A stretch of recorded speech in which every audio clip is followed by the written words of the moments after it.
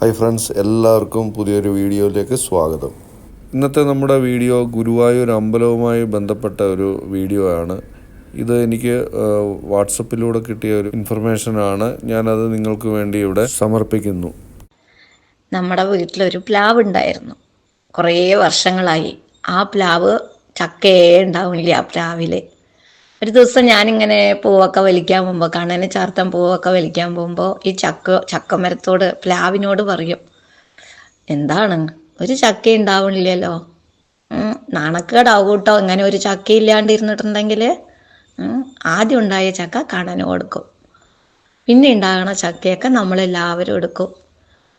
ഒന്നേ ഉണ്ടായുള്ളൂ പറഞ്ഞാൽ പകുതി കണ്ണന് പകുതി ഞാനും എടുക്കും കേട്ടോ എന്നിങ്ങനെ പറഞ്ഞിട്ടുണ്ടായിരുന്നു. ദിവസം ഒരാഴ്ച രണ്ടാഴ്ച ഇങ്ങനെ ദിവസം ഇങ്ങനെ പറയും.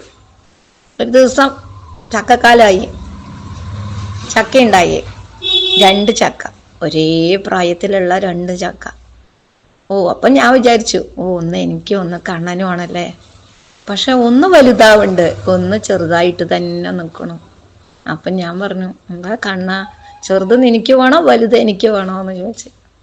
അപ്പോഴും ഇങ്ങനെ ചക്ക ഒന്ന് വലുതായിക്കൊണ്ടേയിരിക്കുന്നുണ്ട്. ശരി, കണ്ണൻ്റെ കാര്യമല്ലേ, കണ്ണൻ എന്തായാലും എനിക്കിതാന്നല്ലേ എപ്പോഴും വികൃതി കാണിക്കുക. അങ്ങനെ 2-3 മാസമൊക്കെ കഴിഞ്ഞു. ചക്ക വലുതായി. വൈശാഖ മാസം ഗുരുവായൂർ പോകാൻ പറഞ്ഞ് തീരുമാനിച്ചു.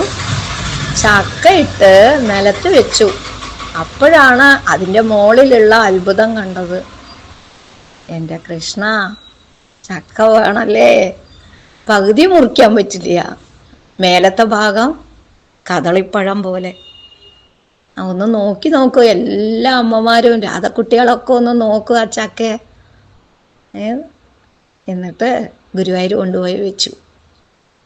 നോക്കൂ, എല്ലാവരും അഭിപ്രായം പറയൂ കേട്ടോ.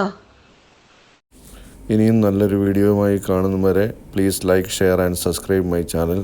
Thank you.